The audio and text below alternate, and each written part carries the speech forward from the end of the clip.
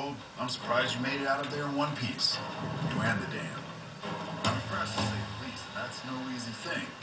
You secured NCR's future. The administration sends its thanks for what it's worth. And we're glad to have you. Whether you're a soldier of the Republic or not, you're it in my eyes. Sometimes the Republic gets lost along the way while it's trying to follow its instincts. But when soldiers like you come along, it helps them get back on track and does it by example. And what you've done here today, that's going to keep us going for a while. Clean up, take prisoners, watch the East for any more trouble from the Legion. Though I think we're still running, according to our scouts. After that, we'll see what happens when the dust settles and how the Mojave looks now without Caesar coming for its throat. Something tells me we better enjoy this breather while we can. And if that means Vegas, then you and the troops have earned it. Can't keep the courier spirit down, eh? Fair enough. We'll clean up here. Kind of curious how this is going to pan out in the long run, but I guess history will tell us in its own sweet time.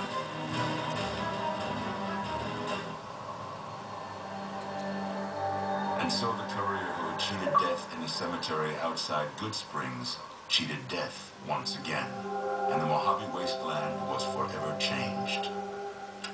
The new California Republic celebrated its second victory at Hoover Dam, establishing definitive control over the entire Mojave Wasteland. Soon after, they negotiated terms to annex the Strip, Freeside, and many surrounding communities.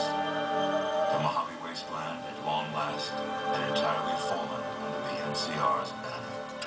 The courier, fair and even-handed in his dealings throughout the wasteland, was honored by the NCR for his support of the military at Hoover Dam. He was presented with the Golden Branch, the highest civilian decoration given by the Republic.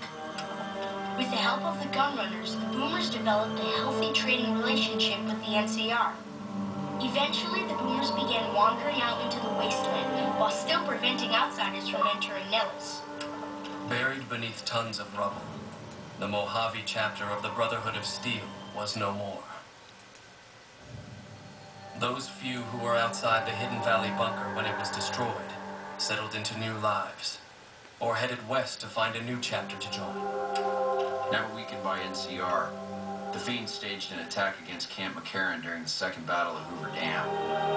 Though NCR repulsed the Fiends, they suffered heavy losses in the process. After the NCR's victory at the dam, the followers of the Apocalypse were pushed out of Old Mormon Fort during its occupation by NCR forces. NCR further encouraged them to leave Outer Vegas entirely, and the followers had no choice but to comply. Goodsprings saw more trade along I-15 after NCR gained control of the Mojave Wasteland.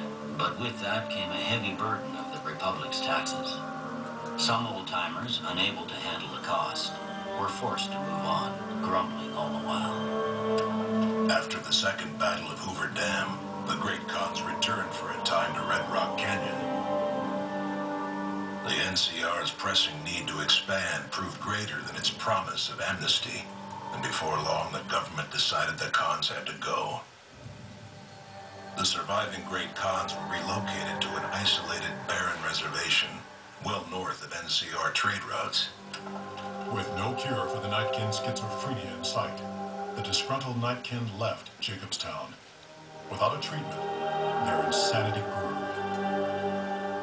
The crazed Nightkin terrorized the wasteland, and Jacobstown suffered repeated reprisals from mutant-hating humans. In the end, the surviving mutants abandoned Jacobstown entirely, its existence quickly forgotten by the rest of the wasteland. After the NCR victory at Hoover Dam, a temporary truce between them and the Kings blossomed into a full-scale relief effort for the people. While the NCR made repeated entreaties that Freeside join the Republic, the Kings steadfastly maintained their independence. After Ray's brain was transplanted into Rex's cybernetic body, it took Rex some time to adjust to the old scrapyard dog's memories. Eventually, Rex's mind settled peacefully, melding his own memories with that of long travels with old Lady Gibson. Though Novak was a low-priority target for the Legion, many of Novak's citizens died in its defense. In the weeks that followed, several bright followers returned to Novak to help restore its defenses, allowing it to remain independent of NCR. With the dam firmly in their grasp, the NCR turned its attention towards wresting the correctional facility from Powderganger hands. The Powdergangers are no match for the battle-hardened troops of the NCR, and summary execution awaited the Powdergangers who managed to survive.